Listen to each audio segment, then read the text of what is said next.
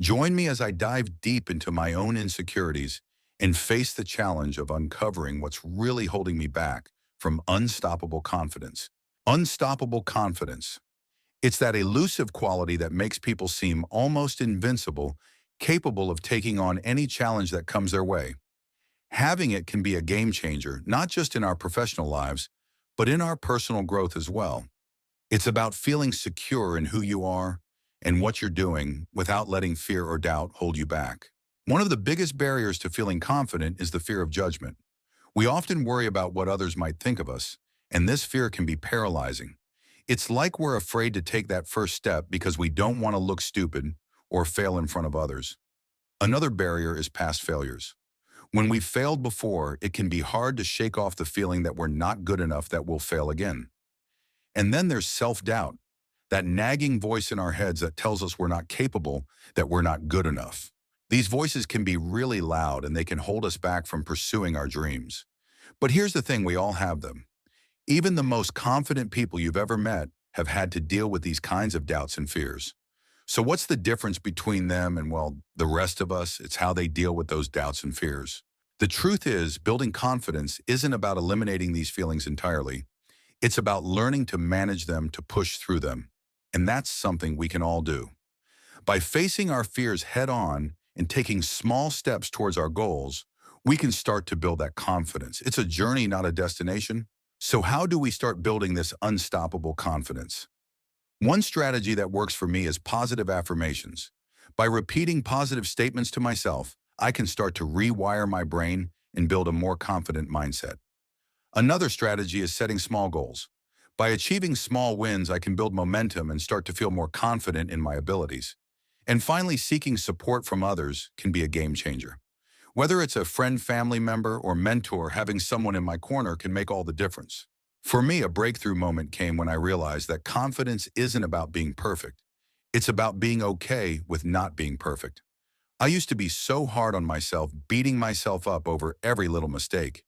But then I realized that everyone makes mistakes. It's how we learn. So I started to focus on progress, not perfection. That was a huge shift for me, and it's something that I think can help a lot of other people too. It's about being kind to yourself and recognizing that you're doing the best you can. When you can do that, you start to feel more confident, more unstoppable. So let's recap. We've talked about the importance of unstoppable confidence, common barriers, like fear of judgment and self-doubt, and strategies like positive affirmations and seeking support. The key takeaway is that building confidence is a journey, and it's one that's worth taking. If you're struggling with confidence, I want to hear about it. Leave a comment below and let's chat. And if you're looking for more tips on building confidence, check out my next video where I share even more strategies for overcoming self-doubt and achieving your goals. There is a force more powerful than talent, more dangerous than fear, and more decisive than circumstance. It is the one thing that has built empires, from dust carried men through fire and turned impossibilities into inevitabilities.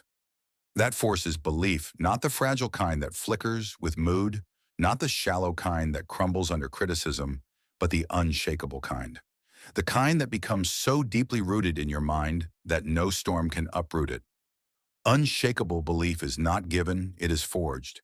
It is built in the hidden chambers of the mind when no one is watching, when no applause is coming, when the evidence is against you. It is the whisper you repeat when the world tells you to stop. It is the decision you hold when everything inside you wants to retreat. And here is the truth: most people miss your life does not rise to the level of your goals. It rises to the level of your belief. History does not remember the doubters, the waverers, the cautious. It remembers the men and women who decided that what they carried in their minds was more real than the rejection in front of them. Henry Ford believed in the automobile when every expert told him it was a fantasy. He didn't see failure in broken prototypes. He saw confirmation that the breakthrough was near. Thomas Edison believed in light when thousands of filaments failed to glow. To him, those failures weren't evidence against belief, they were the raw material of it. And Walt Disney, walking through swamps in Florida, didn't see mud and mosquitoes. He saw castles, music, parades, and laughter that didn't exist yet, but lived in him as vividly as the ground beneath his feet. That is unshakable belief. And here is the paradox: you must act as though you already have what you seek before the world gives it to you. This is not delusion, it is alignment. The mind must move before the body follows. The decision must be final before the results can arrive. Edison didn't wait for proof, he moved until the proof had no choice but to appear. Most people fail because they live in negotiation. They say they believe, but only if the conditions are favorable, only if the timeline is short, only if the crowd applauds early. That is not belief, that is convenience. And convenience never built anything worth remembering. Unshakable belief begins with mindset. You must decide what voice will dominate in your head, the voice of fear or the voice of faith. Both will be there, whispering, arguing, fighting for your attention. But only one can win. And whichever one you feed daily, whichever one you water with words, focus and repetition, that is the one that will grow. This is why autosuggestion, the daily act of telling yourself who you are and what you will do, is not a game. It is construction. Every phrase you repeat is a brick laid in the foundation of belief. When you say, "I am disciplined," your subconscious begins scanning for proof. When you declare, "I cannot be shaken," your actions begin to match it. The weak wait to feel confident before they act. The powerful act as though belief is already theirs, and in that action, belief grows. Clarity sharpens belief. A vague aim cannot create conviction. You cannot build unshakable belief around uncertainty. Andrew Carnegie did not say, "maybe steel," or "maybe something else." He decided once. His belief was specific, and because of that specificity, his energy was focused. The mind cannot burn if it is scattered. But when clarity comes, when you know exactly what you are building, belief transforms from a flicker to a fire. Vision then magnifies that fire. The greater the vision, the stronger the belief must be. Vision gives belief something to cling to when the world gives you nothing else. Disney's vision of Disneyland was so audacious that bankers laughed him out of offices. But because he saw it so clearly, he could not be shaken by the laughter of men who could only see what was in front of them. Vision is what allows you to walk through wastelands as though you're already in paradise. Purpose makes belief unbreakable. Without purpose, belief is fragile, it bends under pressure. But with purpose, belief becomes immortal. Lincoln's belief in the preservation of the Union was not an intellectual preference. It was his soul's mission. That purpose was so deeply woven into him that even in the face of a divided nation and endless opposition, his belief did not waver. You must tie your belief to something larger than yourself, something sacred, something you would rather die for than abandon. Only then does it become unshakable. Discipline is the daily demonstration of belief. Anyone can say they believe. Few will prove it in their habits. Discipline is when you show up for the vision, even when the feelings are absent, when you hold to the standard, even when no one is watching, when you refuse to betray the decision you already made. Ford's discipline in refining the assembly line was not glamorous, but it was the physical embodiment of his belief. Discipline is the evidence you give yourself that you are not lying when you say you believe. And then comes action, the great amplifier. Belief without action rots into fantasy, but action, even small action, compounds into momentum. Every move you make toward your vision, every task completed without proof of reward, strengthens the root system of belief until it cannot be shaken.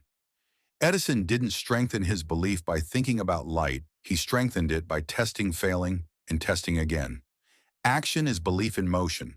The truth about unshakable belief is this: it is not mystical, it is not reserved for the chosen few. It is built daily, deliberately, ruthlessly. It is forged in thought, hardened in discipline, magnified in vision, and proven in action. And the moment you decide to stop negotiating with fear, stop waiting for evidence, and stop doubting your own word, you begin to build it. Because the world does not bend to half belief. It bends to the kind of belief that will not move. And I tell you, my beloved, though the darkness presses hard, it cannot overcome the light I have placed within you. For my word is a lamp to your feet and a light to your path, and I myself am the flame that will never burn out. Do not let the shadows deceive you. They may look large, but they are powerless when the light shines. Stand in the confidence of who I am, and you will see every lie exposed, every chain broken, and every fear silenced. You must remember this: the storms of life are not a sign that I have abandoned you. Even the winds and waves obey me. When you feel the ground shaking beneath you, hold on tighter to me, for I am your rock and your fortress. The testing of your faith is not meant to destroy you, but to refine you like gold purified by fire. What feels like breaking is actually the making of something unshakable within you. Lift your eyes, child. Do not measure your future by the size of your problems, but by the size of your God. I am bigger than the obstacles, stronger than the enemies, and nearer than your very breath. What you cannot do, I can. What seems impossible to you is the very place where I delight to show my power. I am the God who opens seas, who breaks prison doors, who raises the dead. Nothing is too hard for me. So take courage and do not give in to despair. The very thing you think will drown you, I will use to lift you higher. The very valley you walk through, I will turn into a place of blessing. For I work all things together for the good of those who love me. Even now I am weaving beauty out of ashes, joy out of mourning, strength out of weakness.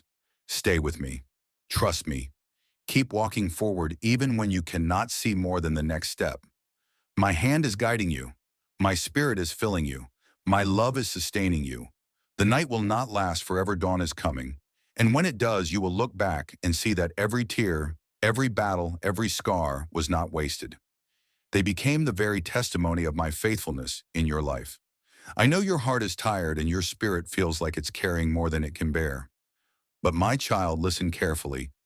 I am the God who carried Israel through the desert, who sustained Elijah with bread from heaven, who fed 5,000 with just a few loaves and fish. I have never failed in provision, and I will not fail you now. The enemy wants you to believe that lack is permanent, that your situation is hopeless, that doors are shut forever. But I am the God of open doors. I am the God of abundance. I am the God who makes a way in the wilderness and rivers in the desert.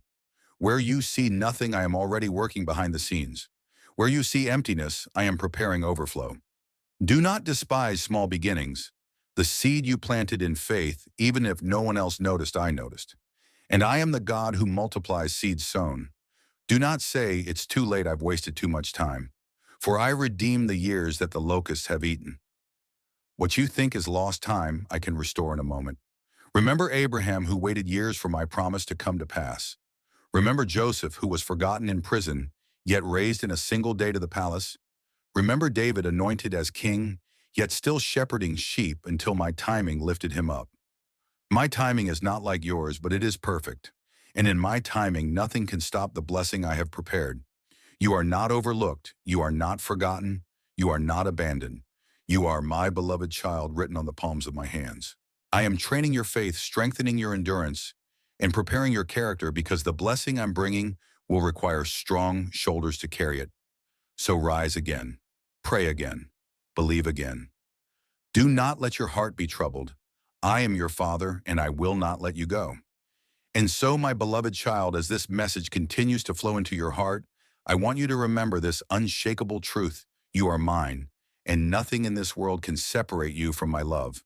Not trouble, not hardship, not persecution, not famine, not danger, not even death itself.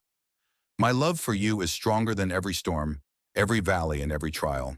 It is written, "No, in all these things we are more than conquerors through him who loved us." Romans 8:37. Even when the night feels endless and the silence seems unbearable, I am still moving in ways you cannot yet see. My timing may feel slow to you, but to me, it is perfect. The delay is not a denial, it is preparation. I am aligning people, places, and circumstances for your good, so that when the door opens, you will be ready to walk through it with strength, faith, and wisdom.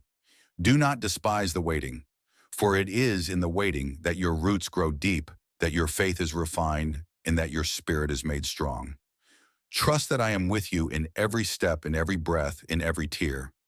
When you cannot see me, still believe. When you cannot hear me, still trust. When you cannot feel me, still know that I am closer than your very heartbeat. Hold on, my child. The story I am writing for you is not over. The chapter of pain will not be the final word.